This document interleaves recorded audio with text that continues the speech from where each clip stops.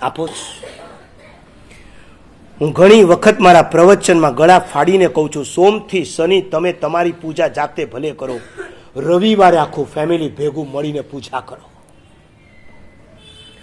જાઓ ઘરેથી સાથે નીકળો, દરેક જણ પોતાનું કેસર વાટી, દરેક જણ પરમાત્માની પૂજા કરે, દરેકનો પાટલો અલગ, દરેકનો સાથીઓ અલગ, દરેકનું ફળ અલગ, દરેકનું નૈવેદ્ય અલગ. સાચું બોલો, તમે કોઈક જાત્રા કરવા તીરથમાં ગયા હો ત્યારે 4 જણા સાથે કરો છો કે નથી કરતા? કરો. પણ 4 જણા પૂજા કર્યા પછી ચૈતન્ય કરવા બેસો ત્યારે 4 પટલા હોય કે 1 પાટલો? તમે તો આમ ક્લીન બોલ્ડ કરી નાખો છો. હવે 4 પાટલા ન હોય, બરાબર, 1 પાટલો. 1 પાટલો હોય તો સાથીયા 4 હોય કે 1 જ હોય? હવે એ 1 સાથીઓ પણ કોણ કરે? માં કર્યા કરે, બાકી બધા ભાગાની માફક જોયા કરતા હોય. મેં ઘાટકોપરના ચોમાસાની અંદર આ વાત મૂકી કે તમે લોકો 4 જણા ગયા હો તો તમારા 4ના બટવા અલગ હોય, તમારી પેટી અલગ હોય, તમારો પાટલો અલગ હોય ને તમારો સાથીઓ અલગ હોય. 4 જણાના સાથી અલગ હોય, 4નું ફળ અલગ હોવું જોઈએ, 4નું નૈવેદ્ય અલગ હોવું જોઈએ. મેં કીધું, મને કે મારે સાહેબ એકમાં ફોરેન વાર. ઓકે, હવે હું એમ પૂછું છું, કોકના મેરેજ હોય ને એનું રિસેપ્શન હોય અને તમે 4 જણા ગયા હો ત્યારે 4 જણા વચ્ચે એક આઈસ્ક્રીમની પ્લેટ હોય કે મારા બેટા એક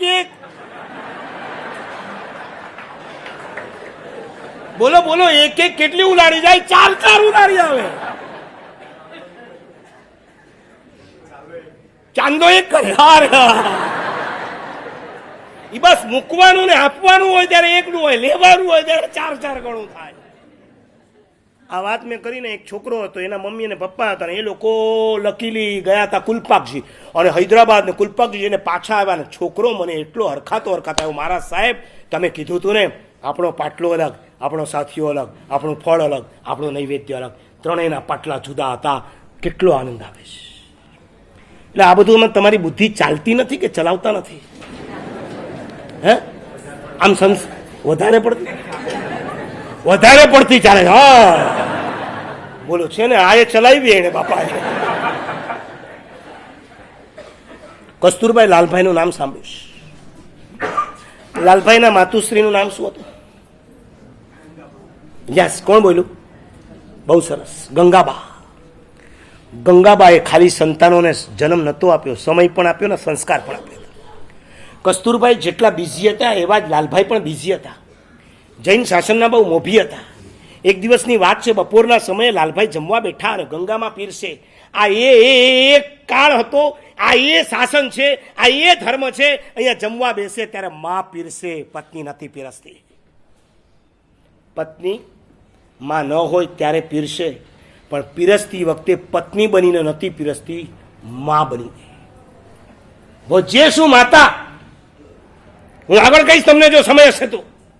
ગંગામાં પોતે ખુદ પીરસે અને પીરસ્યા પછી એમની નજર ગઈ લાલભાઈના કપાળ પર.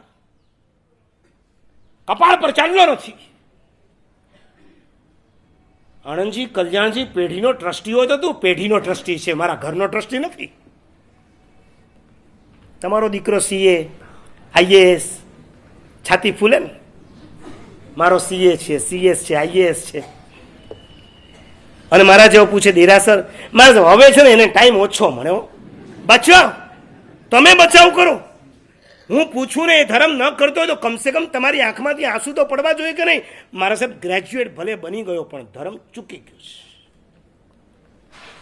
આ ફરિયાદ કરવાની જગ્યાએ તમે પોતે આવીને બચાવ કરો. એને હવે ટાઈમ ન હોય, રાતના 12 ને 1 વાગે આવે, બચારો 7 વાગે તો માંડ ઉઠે, નાય ધોય, અને ક્યારેક તો દેરાસર દર્શન થાય ખરા, ન એ થાય. મારા સાહેબ બચાવ. બનવું હોય તો ગંગામાં જેવી માં બનો. આ માએ લાલભાઈને કીધું, લાલ ચાંદલો ક્યાં છે? આણંદજી કલ્યાણજી પેઢીનો જે પ્રમુખ હોય એને એમ પૂછવામાં આવે કે ચાંદલો ક્યાં છે? લાલભાઈની તતપપ થઈ ગઈ. આ એલડી ઇન્સ્ટિટ્યૂટ જેના નામનું ચાલે ને, લાલભાઈ દલપતભાઈ, એ લાલભાઈની વાત કરું છું. લાલભાઈની તતપપ થઈ ગઈ. અને એ જ વખતે ગંગા પણ ક્યારેક રૌદ્ર બની શકે છે ને, પૂર આવે ત્યારે. આમ પૂર આવ્યું ગુસ્સાનો. જો સાંભળી લે લાલિયા, આ મારા ઘરની અંદર નહીં ચાલે. જો પૂજા ન કરવી હોય તો આ ઘરમાં તને ખાવાનું નહીં મળે. અને કદાચ તમારે મારું ન જ માનવું હોય તો મારી કપડાની બેગ રેડી છે.